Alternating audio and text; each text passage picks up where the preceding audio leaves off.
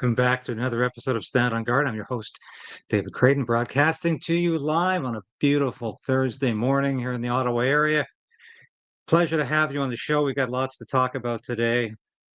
We'll be back in mere moments. The Prime Minister lied and his minions continue to lie. Your home is your castle. We're calling on the government to introduce and immediately pass the Stand on Guard law. But we also need to resolve to resist.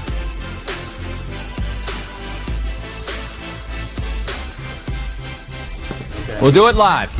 Okay. Well, no. We'll do it live. I'll write it and we'll do it live. Yeah, love that. That sets it up, doesn't it? That's, of course, Bill O'Reilly. In his younger days, he's now an independent journalist, like so many of us. And if you're watching what's happening in the United States, well, let's show you this clip first. I wanted to show this off the top. Before I forget, let's watch this. And have you heard of struggle meals? Prime Minister promised the Canadians would be able to judge him by their experience at the grocery store.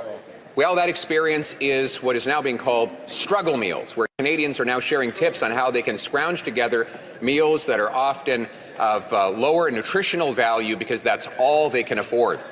Food price inflation has accelerated to almost double the Bank of Canada's target, rising 50% faster in Canada than in the United States since this Prime Minister took office, promising the reverse. Will he finally axe the Liberal taxes on groceries so that Canadians can afford to eat?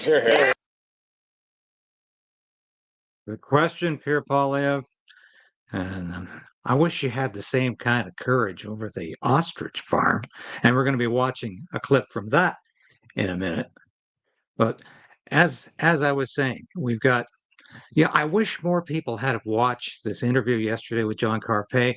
Have a look in the interview section. Have a look at yesterday's broadcast if you haven't seen it.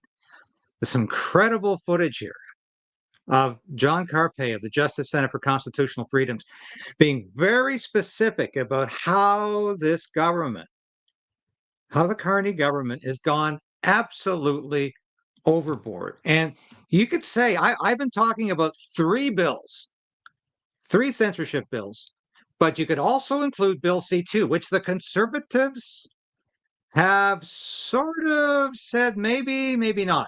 They haven't been very clear about whether they're going to support this or not. This is the surveillance bill that gives the government and Canada Post the right to open your mail if they think you're somehow connected to organized crime or terrorism or just not in the right narrative, not in the right spirit of things. Yeah. Now, so that was already tabled. First reading, gone. This one was tabled. And now I ask you, how did we miss this on June the 18th? It had its first reading. How did we miss that? Why did the Conservative Party not vociferously complain about this bill? Because, what's in this bill? What is in Bill C8? This allows the government to ban internet providers from providing any service to any specified person. That can be you, that can be me, that can be anybody the government doesn't happen to like. It's prohibiting the disclosure of the order's existence. So that means if I'm banned from the internet, I can't even talk about it. I can't go on. Well, obviously I can't go online because I'm banned from the internet, but I can't even publish information about it. Now, do you think this is an affront to free speech? You think this is an affront to democracy? You think maybe Pierre Poilievre should be shouting from the rooftops that he opposes this? The government can also force me to give them personal information that it thinks is irrelevant to their operation. This is incredible. Here we go. And why am I saying this again? Because very few people watched the broadcast yesterday compared to what the numbers usually are. Say it was definitely suppressed because Do we want this information wide known? No, of course not. Now, Bill C9 was also introduced by the Liberal government a couple of weeks back. Literally, I think it was 2 weeks ago, tomorrow. Sean Fraser, Minister of Justice, Attorney General of Canada. He is in charge of this one. Do you feel comfortable? This C9 is going to outlaw hate symbols, which, of course, once again, these are in the eyes of the beholder. One person's hate symbol is another person's flag. So we don't need more of this legislation burdening the country down with hate crimes and hate speech, hate symbols.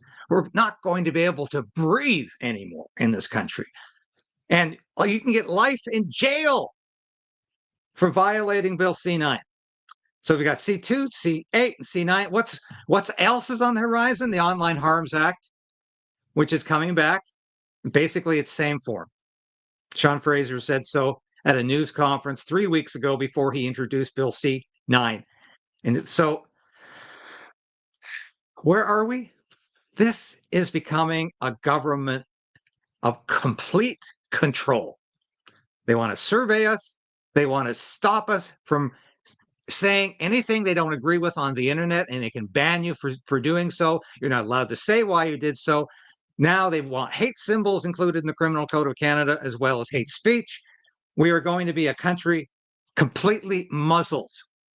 We're going to have, the hand of government over our mouths constantly. Are you concerned about this? I sure as heck am.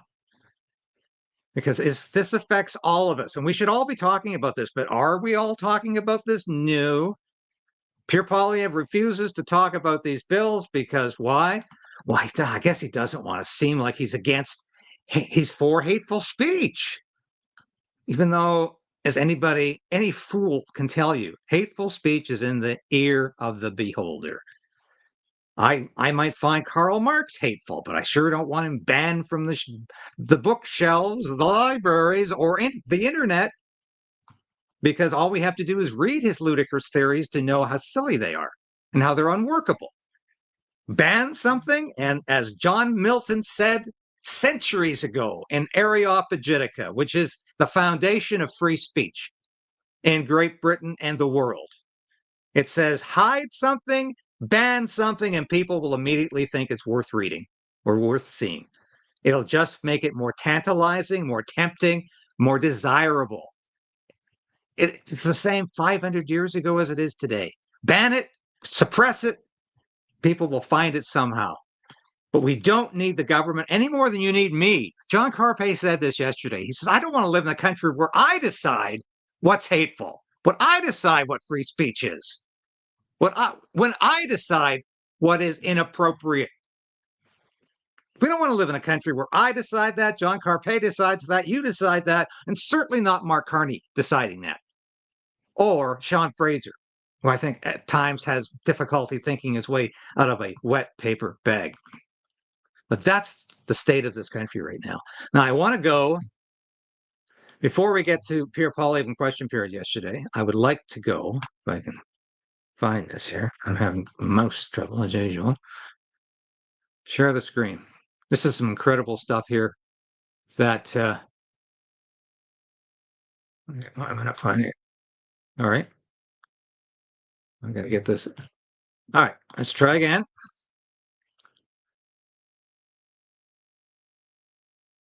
You wonder sometimes if you're having these problems because something going on here. All right, this is Katie Passatnay's site, and she had some great stuff up. I see Maxime Bernier is talking out about Bill C8, which is great. And Max has been on my show several times, and I think he should come back because Pierre Poilievre's not talking about Bill C8, is he? No. So my good friend Mark Nixon, I want to thank Mark for doing some of the uncomfortable stories that other broadcasters don't want to touch. Mark has done quite a bit on the ostrich situation. Jason Levine, once again, fantastic reporter, researcher.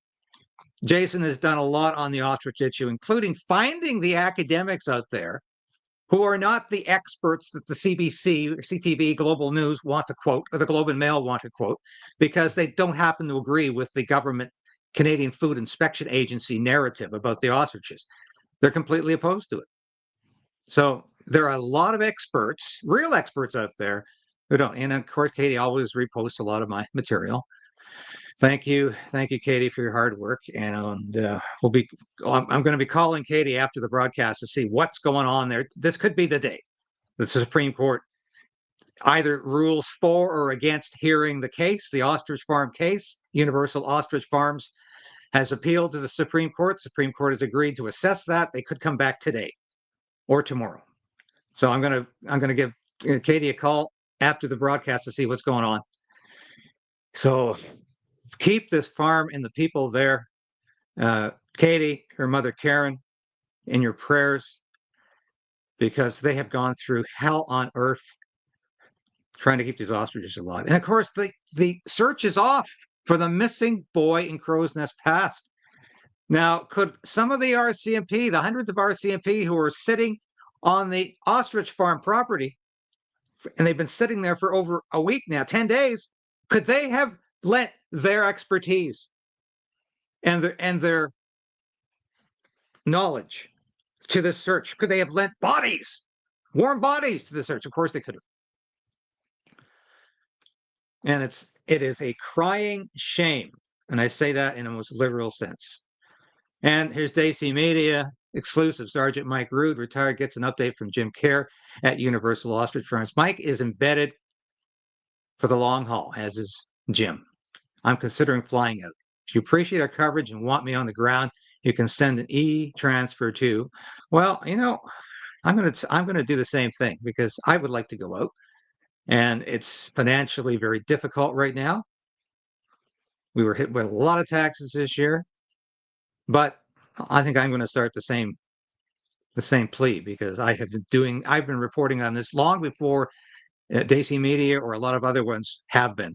My hat's off to Rebel News, to broadcasters like Viva Fry, who have been there from the very beginning, and the world has been watching thanks to their coverage, and I think to some degree mine.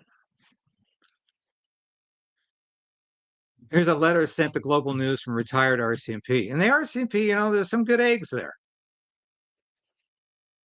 And there's a real human spin-off to the story.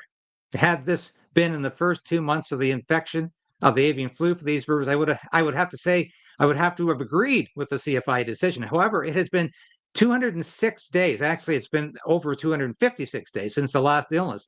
And according to experts,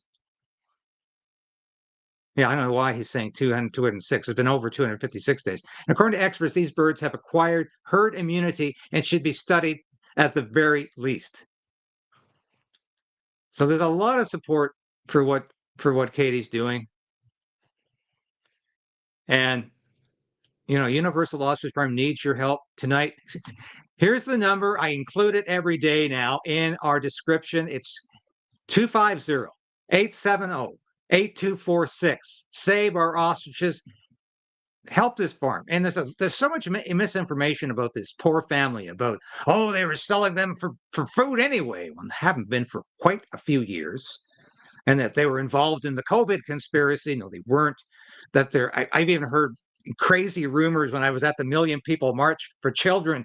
I've talked to one woman who said, you wouldn't believe the stuff that's out there about this farm, and about the owners, and about the people there, that they're a part of a Freemasonry unit. Freemason conspiracy. And I thought, this is just such nonsense. And right, Glenn, keep up the good work. But Mr. Sunshine Baby, I don't often repeat your work, but thank you for your interest in this. You're from BC, and I want to hear this. I want to hear this. Bans on the ostriches in British Columbia and the culling order that they are facing. Really incredible that the Liberals have caused so much. Because of Liberal incompetence, we're in this mess. And when you have an incompetent government, you have messes like the inflation crisis, like the crime crisis, like the border crisis, like the investment crisis, like the fastest shrinking economy in the entire G7. When you have an incompetent government, you get lots of these messes. Wait, on the ostriches, sir. Sir, you didn't say Sorry, I what was your stance asking is on the this- ostriches. This lady. Why won't you answer your stance on the I ostriches? just did. I said the Liberals are incompetent. That's my stance. Do you support the Colleen order? Can I just? Can we get your reaction to the new lumber tariffs? I'm sorry. What a pathetic response. Yeah, a lot of people are going to say, oh, good on Pierre. You know, he addressed. No, he didn't. He managed to go through that complete non-answer without saying ostrich or farm once. Think about that. I didn't hear him say ostrich. He talked about every other issue. He talked about the inflation. He talked about the deficit. He talked about the liberal incompetence. He did not say ostrich because he doesn't want to face down the CFIA. Because you know why? I'll tell you why. He's thinking someday it's going to be my CFI and I want them on my side. Because I tell you, this has become another security group. You know, and I want to share. Oh, it's incredible here. Just incredible. I want to share one more thing here before I get. Yeah. I'll share that in a second. But the CFIA has become like the CIA or the ATF or the FBI in the United States. They're out of control security organization. I thought these were a bunch of faceless bureaucrats who showed up at your door with a what do you call it? The binder or the those wooden binders that you can write notes on. I can't think of the word for it right now. I used to bring one every year when I was doing speeches because it was an easy way to sort of make sure you didn't lose any notes you had. But that's how I envision the CFIA. They would come up at your door and they would say, "Oh, you know, we just have some questions for you about the food, and we need to inspect the food." Now, in the first place, the ostriches at Universal Ostrich Farm were not being used as food when the CFIA showed up at the doorstep of this farm. They showed up, and because there was apparently an outbreak of H1N1 avian flu influenza, although it's never been entirely satisfactorily determined. But the CFIA determined it was, and since then, the birds got healthy, 256 days of healthiness. By Christmas, it's probably going to be about a year of being healthy. CFIA has refused to test these birds in the interim. They refused to allow the farm to test these birds. And if they do, they get 6 months in jail or $200,000 fine for each bird they test. The CFIA has refused to listen to logic, rational argument, or science. They're just moving ahead because that's the policy. Well, that's the same sort of idiotic response that came from authoritarian and totalitarian governments around the world. Why did the Soviet Union murder millions of people in Ukraine and the surrounding area? Russians died as well in that famine because it was the policy to take food away from these peasants on the farm and to give it to the people in the city. That was the policy. And Joseph Stalin, the dictator of the Soviet Union, didn't give a damn how many millions of people died. It was all about enforcing communist policy because the urban workers in the city were more important than the peasants on the farms. They could just go and die. Stalin needed the urban workers to build his dream socialist state. They were needed in the factories.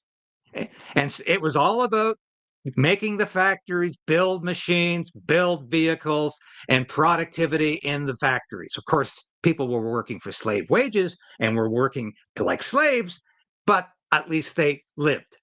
Most of them anyway, unless they were caught up in the Great Purge that was going on at the same time or a little later than that. But that was the philosophy. And if you asked Joe Stalin, why are you murdering millions of people? He would have said, hey, that's the policy, man. It's the policy. You ask the CFIA why it's going to kill 399 ostriches if it's allowed to do so. Well, that's the policy, man. It doesn't have to make sense to you. That's the policy, and we're going to do it. So I don't know if there's going to be a judicial way out of this for the ostrich farm. I'm hoping and praying the Supreme Court comes back today or tomorrow and says, we're going to hear the case. And I tell you, there's going to be absolute jubilation in every corner of Canada where freedom still reigns, where freedom is still a tangible idea. It's becoming less and less so the longer we have Mark Carney as prime minister, the longer we have this Liberal government in power, because it does not care about your free speech or mine. Not one bit. And it does not care who its policies affect adversely. Not at all. Now, I hope and pray we have a judicial response that is favorable to this. If not, we need a political response from people like Robert F. Kennedy Jr., the Health and Human Services Secretary in the United States, from people like Dr. Mehmet Oz, who's offered to take the ostriches, from John Casadinas, who has offered to help in any way possible. But we need Donald Trump to get involved in this case right now. And we need you broadcasters out there who have not touched this story, and I'm not talking about those of you who have done the work, but I'm talking about, you know who you are. Some of you are living in the same province as this farm, and you refuse to talk about this issue because Pierre Poilievre refuses to talk about this issue. That was an incredible response at the news conference. Yeah, I talked about it. I won't say the name. I won't say the word. Well, it's Liberal incompetence. And let me talk about everything else before I even mention the word ostrich. That's unacceptable. I'm sorry, it's unacceptable. Now, before we get to Pierre Poilievre, here's a veterinarian. If that doesn't sound like veterinarian talking about this crisis and explaining. I've showed this yesterday, but it was at the end of the broadcast, and yesterday's broadcast was over an hour long. Some of you might have missed it. I invite you to watch this now. Just doesn't make sense. What about the ethics of this? All these healthy, now surviving, 400 ostriches, they're eating, they're drinking. They've obviously developed some type of natural immunity because they're not clinically sick. They're not showing any signs of the flu. They're 100% normal. So they went through the court process. They asked for leniency. They kind of moved up different levels of the courts. In all cases, even when they've gone and had an appeal, things have eventually been denied. So now we're at the point where they've exhausted all the court processes. They've exhausted all their appeals. And, the CFIA inspectors and those who are going to do the mass call were on the farm as of yesterday. The CFIA, they say it's about stopping the virus before it spreads. Their worry is the virus can mutate, become even more pathogenic, cause much more disease. And yes, in some cases, it can jump to people. And yes, that's happened. So their solution, just kill them all, wipe it out. We're going to stamp out this disease. But it's now in the wild bird population, right? We're not going to gather the hundreds of millions of Canada geese and wipe them all out. They're around the world. It's endemic in the wild bird population. So how is it that, we can wipe out all these big, healthy birds on a farm and somehow think we're going to control that disease? That is not realistic. There's activists.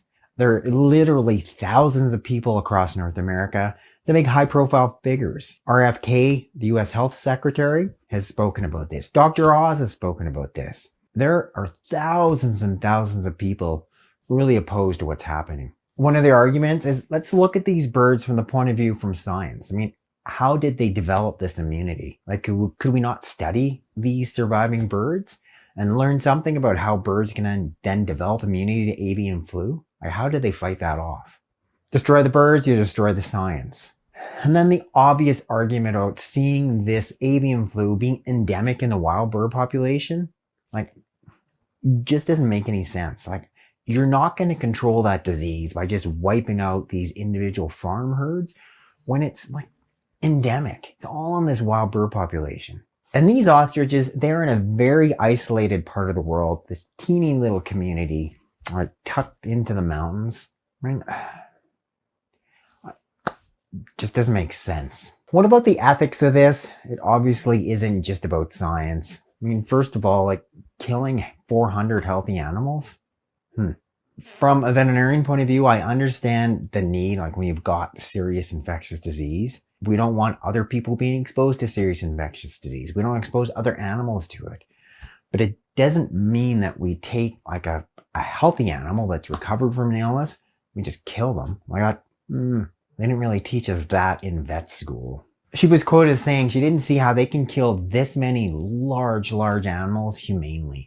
As she rightfully said, cruelty to animals, it violates the Criminal Code of Canada. Specifically, the Act says that an animal owner cannot cause unnecessary injury, pain, or suffering to any animal. She said it's not possible to kill via shooting all these large and heavy birds without causing this big mass panic. They don't have an easy enclosed space. You can't just round them all up and slit their throats. Because the point of euthanasia is doing it humanely in terms of where we're not causing any ill or distress to these animals. And I don't know. You're not going to humanely euthanize 400 big ostriches. A bunch of alternatives were proposed. None of those are accepted. Couldn't the ostriches just been quarantined where they are? It's a very isolated spot. Repeatedly tested for the avian flu. And could they not have just called, essentially euthanized just those that tested positive? And now you've got this herd of 400 animals, which look 100% healthy. You know, you get a population exposed to a disease. They develop the ability to fight off that disease, develop antibodies in response to the virus. They're looking pretty darn healthy now. Yet the CFIA says like there can be no exceptions. Like if you make one exception, then what do you know? Everybody's going to want us to not kill their birds if they test positive for avian flu. Like, okay, is that really a bad thing? Why can there not be some type of flexibility? Why does it have to be so like black or white or rigid? Like, isn't that what we're trying to get to, period? Isn't that some of our problems right now as a society? It's all kind of black or white. It's got to be this or else. Like, okay, there's probably some middle ground we could reach. And applying some common sense, and if we applied it in this case, probably these 400 animals wouldn't be dying. Really what we're trying to do is balance science, risk, compassion. You know, obviously that's not happening. They're just saying like, risk science, it's here. Too bad. All your birds are going to die. Whether it's humanely or not, who knows? Do these animals really have to die, or could there have been another way? In my opinion, yeah, there really could have been and should be. Dr. Jones is an expert, and he doesn't have a political axe to grind. Unlike the experts that the CBC and other mainstream media love to put in your face. They do have political axes to grind. And just we looked at Dr. Rasmussen this week, and the fact that she has, as a description on her X page, that she is a cheerleader for vaccines. And when David Freiheit, or Viva Frei, attempted to engage in a discussion with Dr. Rasmussen, she called him a right-wing extremist who has destroyed the United States. I don't think David's been in the United States long enough to destroy it. He was in Montreal, Canada, most of his life, and he certainly didn't have any corrosive effect on Canada. I think that was the Liberals. Anyway, is there a political axe to grind there? You bet. Let's listen to a bit of question period yesterday, because I have been a little hard on official opposition leader Pierre Poilievre today. That's because I don't work for the Conservative Party of Canada. I generally support their policies, but I don't work for the party. I don't work for Pierre Poilievre. I'm not a publicist for Pierre Poilievre. I'm not in the pocket of the Conservative Party of Canada. And when they exhibit cowardly behavior, I'll call it out. When Pierre Poilievre refuses to stand up for human rights, refuses to stand up for free speech, which he has not done since all of these bills have been introduced and discussed. Not a word from Pierre Poilievre about these bills. If he had have said a word, it would have been on this broadcast and a lot of others. And notice when Pierre Poilievre is silent about an issue, all of his propagandists in social media are silent as well because they don't want to offend the leader. And that's the leader. I hope Pierre Poilievre becomes the next prime minister. And because I think he's got a very good chance of doing that. And I think he'd make a hell of a better prime minister than Mark Carney ever will. But that doesn't mean we stop offering suggestions, offering advice, constructive criticism. We need to do that, or else he's going to become just like Mark Carney. Because if you don't push from the right, the Conservative Party will inevitably drift to the left. That's something my friend and colleague Ezra Levant told me decades ago, and I've never forgotten it. And Ezra, you're right. That's exactly what happens, and that's why Rebel News faithfully pushes from the right. I even hate to use the right now because it doesn't really mean anything anymore. It's not whether you're right or left anymore. It's whether you believe in truth or lies. It's whether you believe in freedom or slavery. It's whether you believe in government control of everything or limited government. That's what the spectrum, the political spectrum, is all about today. Anyway, let's get back to question period here. The Honourable Leader of the Opposition. After the Prime Minister broke his promise to, quote, negotiate a win with the Americans by July 21st, lumber tariffs have more than doubled, and job losses are piling up. Cap Paper is potentially laying off 300 workers in Northern Ontario. That's on top of 800 workers who are losing their jobs at Imperial Oil. TransCanada and Enbridge are building more in the United States as their headquarters move south after the Prime Minister broke his promise to build, baby, build. Doesn't the Prime Minister realize that when he doesn't do his job, Canadians lose theirs? Here. The Right Honourable Prime Minister. Here.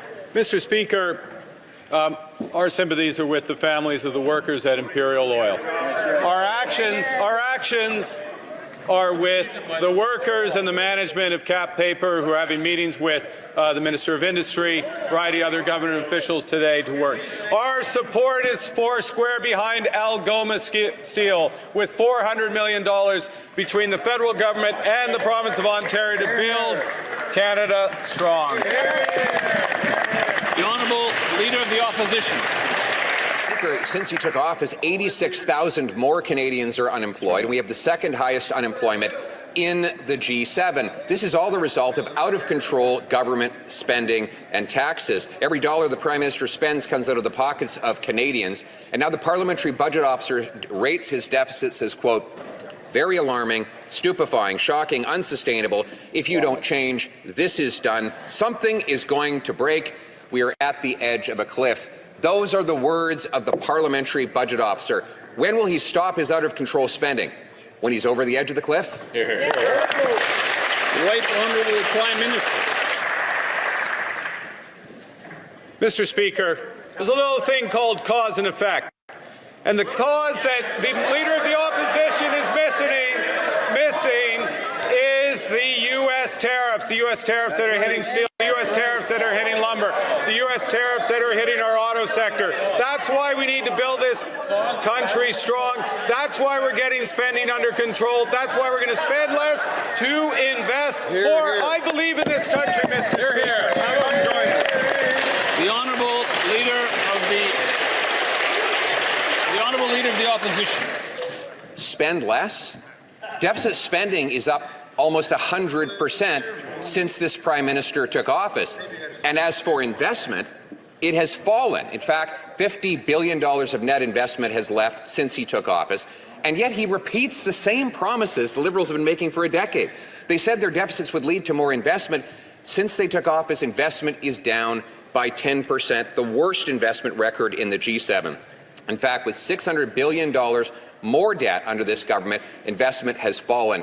How much more debt would they have to add on the backs of Canadians to reverse this disastrous result? The Right Honourable Prime Minister. Mr. Speaker, once again, it's time for a little fiscal lesson for the Leader of the Opposition. Now, this is classic political theater, because here Mark Carney actually has the gall to suggest that Canada is leading the G7 in all of the economic indicators, which is, of course, a bald-faced lie. Strongest credit rating in the world, AAA, S&P, and Moody's. Lowest deficit in the G7, lowest debt level in the G7, lowest net debt to GDP in the G7. Biggest potential in the G7. This side of the House believes in Canada. Come join. No, Mark Carney doesn't believe in Canada. He believes in Mark Carney. If there's money to be made from Mark Carney is all for the idea. The Leader of the Opposition. Mr. Speaker, I know that sometimes it gets heated in this place, and recently I said that this Prime Minister was just as irresponsible with money as Justin Trudeau, and I now realize that that was unfair to Justin Trudeau. In reality, he has increased the deficit by almost 70% above what Justin Trudeau left behind. And now the Parliamentary Budget Officer describes this Prime Minister's deficits as alarming, stupefying, unstable, unsustainable. If you don't change, this is done, and something is going to break. How is it even possible for this Prime Minister to be more fiscally incompetent than the drama teacher? The Right Honourable Prime Minister. Nobody believes you. I can't imagine, Mr. Speaker, I can't imagine why it gets heated in the House with language like that. Yeah, exactly. The former Prime Minister. This government is conducting a comprehensive spending review. This government is building houses. This government is building projects in the national. This government hasn't built a single house. They had a phony news conference in front of a Hollywood set.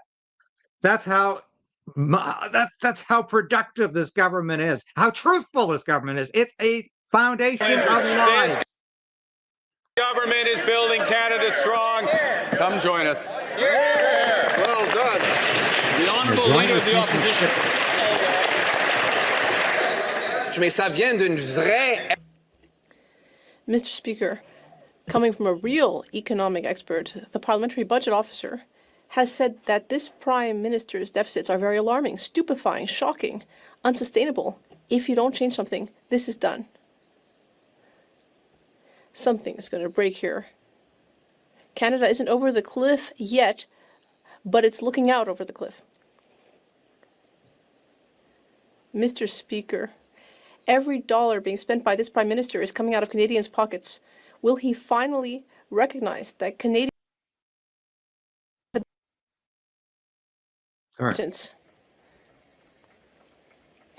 The Right Honourable Prime Minister. Review. This government is building houses. This government is building projects in the national interest. This government is building Canada strong. Come join us. Yeah. All nonsense, all rhetoric. And here's how Poilievre finished up that exchange. Prime Minister promised the Canadians would be able to judge him experience at the grocery store. Well, that experience is what is now being called struggle meals, where Canadians are now sharing tips on how they can scrounge together meals that are often of lower nutritional value because that's all they can afford.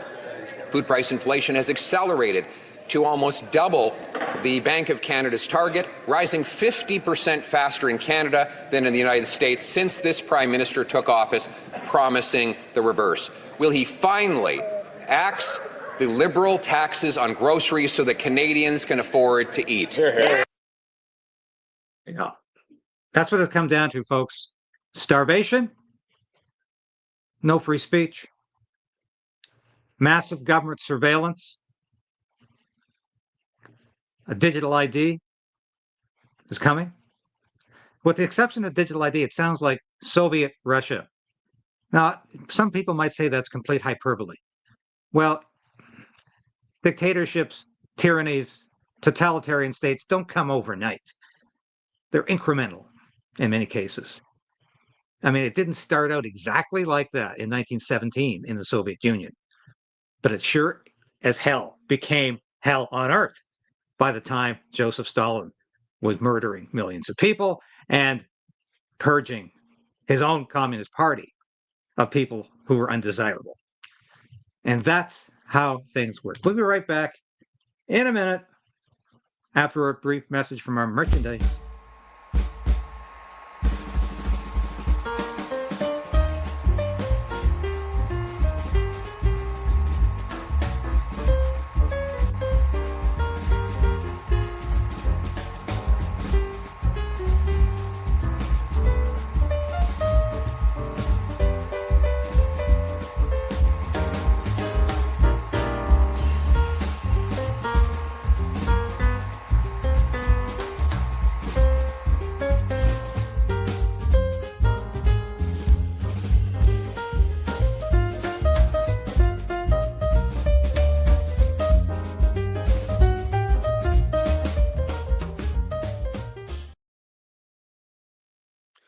Yes, have a look at our store. I appreciate the activity you do there. It's much appreciated. And thank you for your support. And thank you for watching the station. Please share it with your friends and family. YouTube isn't doing that. When we talk about censorship, that's exactly what we get. It is like a disease. It's a sickness. Censorship and the attacks on free speech are like a disease. It's like a malignant tumor, and we have to take it out. And this is why the station continues to talk about it. So if there's any movement today at Universal Ostrich Farms, I'll be back on the air. And like I said, I'm about to give Katie a call in Edgewood, BC. Hope she's up. You know, God, she gets very little sleep. She's working very hard, not just for her farm, but for you, for all Canadians, for your freedom as well as hers. And that's very important to me. And I think this is a fight worth fighting. I thought so since I first talked to Katie in May. I continue to think so. Thanks for your support. We will be back again later this afternoon or tomorrow, depending upon the events of the day. Thank you so much for being a part of Krayden's Right, for being a part of Stand on Guard every day. We have a loyal audience. We just need more of you. I appreciate your support as it is, though. Thank you. God bless Canada. Godspeed to all of you. And we'll be back when we need to come back. Resolve.